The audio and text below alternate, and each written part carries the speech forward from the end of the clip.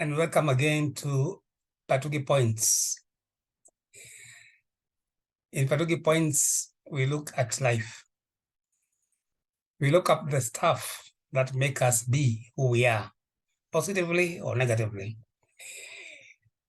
In this life, we have to negotiate it through trial and error. And if your trials are more successful than errors, then you are going to end in the rightful destination where you ought to be. But if the life is full of errors, and that's why we come here to correct the errors and keep on learning, then life will be smoother than being with a lot of trials. So it's trial and error. So in this episode, we are going to look at the past. In fact, this is a new series of things to be worried about, the 5 things to be worried about. And the immediate past episode, we introduce this new series. It's going to be 5, actually 6 episodes where we are going to discuss the 5 things that you should be worried of. That is the 5 things that you should not let them control you. And we had the first introductory series in the immediate past episode, where we brought in all of them, 5 in general. And these are, if we go one by one, this is the first thing that you'll be worried of, or rather the first thing that you should not let control you. The second is limiting beliefs about yourself, what you can do and what you cannot do. The third is other people's opinion. The fourth is relationships. And the fifth is money. And as we have seen before, on each episode, we are going to go one by one. So today we'll start with your past. But before we go there, please remember to subscribe to this channel if you have not done so, and also ring the bell so that each time we release the podcast, you'll be able to be notified. Also share the link so that your friends and other people who are connected to you can enjoy the podcast. And also, if you have comments or questions, just put them below so that we may answer them in the next episode, or we may just mention it. So today is when we look at our past. We look at your past and how should we not allow our past to control us. This is in 2 ways, because we all have a past, as we have seen in the previous episode or the previous series where we talk about the 5 questions that we should always ask ourselves. There was that one question of, where are you coming from? Meaning there's a place we are all coming from. We are all coming from a past. Life, at least in this third dimension, is linear. There's always the past, there's always the present, there's always the future. And the problem many people do is that they attempt to dwell in one place. In this linear time, you can only be at one place, and that is the present, the current. That's the only place you can be. You can never leave. It's not possible to go back unless you discover a time machine which will take you to the past. But even if you went to the past, you can never change it. It will always be the same.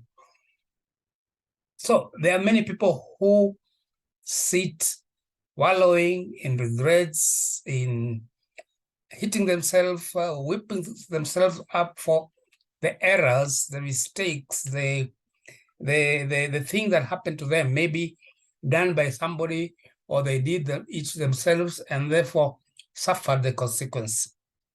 It could be maybe you failed an exam, you disappointed somebody, and also disappointed yourself, and maybe made your life into a chaos. But then wallowing in that memory, that negative memory, that regret, will not do any good. It rarely does you any good. And so, like a time traveler, or you attempt to be a time traveler to remain in the past, while that past, that dwelling in the past, that negative dwelling in the past affects what you should be doing now. Because when you live in the past, you are not really building the present. You're not working on the present, and you're not working on the future, because the present builds the future. And it's not only in the regret part of it. There are people who live in the past glory.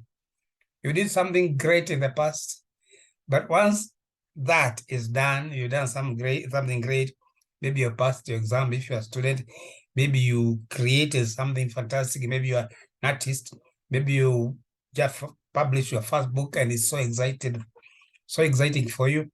But that is your past glory. I mean, unless you replicate it by doing something greater or similar thing again, creating something else again, that glory will be in the past. And if you are not careful, you'll be overtaken by the current events, so that instead of creating a better way, a better life forward, you may mark time and remain in the same place just because of the past glory. But then time, as we say, is linear. We have the past, it's always there. The past is always there. It's always growing. Every minute, the past is growing. The minute we started this program, we started in the past. So many minutes have gone. But the current time is always here. And this is where you build your future. They say the future starts now. The future does not start in the past. So by taking what happened in the past, you don't control the past, or rather you don't let the past control you, but you control it. How? Whatever good happened in the past, you make it as a stepping stone, you make it as a foundation to do even better, to improve yourself better. If it's a book you wrote, that's a foundation to do even better and get a better book. If it's a creation, a painting you did, and it was fantastic, that's your stepping stone to improve the current and build a better future. And that future is now, because when the future is here, last year or the previous year, we are now in 2023, but the year before that, we saw 2023 as a future time. It's now here. So you can only live in the current. And living well in the current builds your next level, your future. Your future could be the next minute, could be tomorrow. But being active now, being creative now, being happy now, improve what happens tomorrow. So if you have a lot of stuff you are regretting about because it's in the past, it is controlling you. So instead of letting it control you by getting ulcers, by getting, nervous wreck, by getting other, kinds of ailments, because what comes into your head also affects your body. Use your past, your negative past, what you may call failures, as school, as a learning ground, as a cost of experience, so that you don't repeat the same mistakes and you become a better person by learning what happened from what happened in the past. So if it is something negative, something instead of regretting about it, thank God for that you made that mistake. Because when you learn from it, you will not make another mistake. And instead of wallowing and of getting worried of what happened in the past, you use it to improve today and make tomorrow a better place to be. And if it's something you are celebrating about, something that was good in the past, use it as a stepping stone to do better things. But if you just wallow there telling everybody how you wrote a great book 2 years ago, 10 years ago, can you prove that you're good by doing something better, something else, rather than wallowing in the past? So a past is not a place to dwell in. A past is a place to learn from or to build your foundation from, so that you can improve today and go in the future. No matter how painful it was a learning ground, because this life you have to go through trial and error, and each time that error comes is a learning, event. It's something you can learn on and something to improve upon. So that is what we talk about. The first thing that you should never let control you, your past should never control you.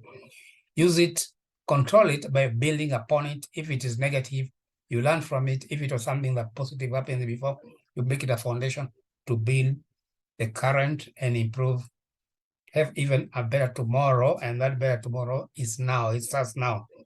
Because even when tomorrow comes, somebody said tomorrow never comes, and it's true.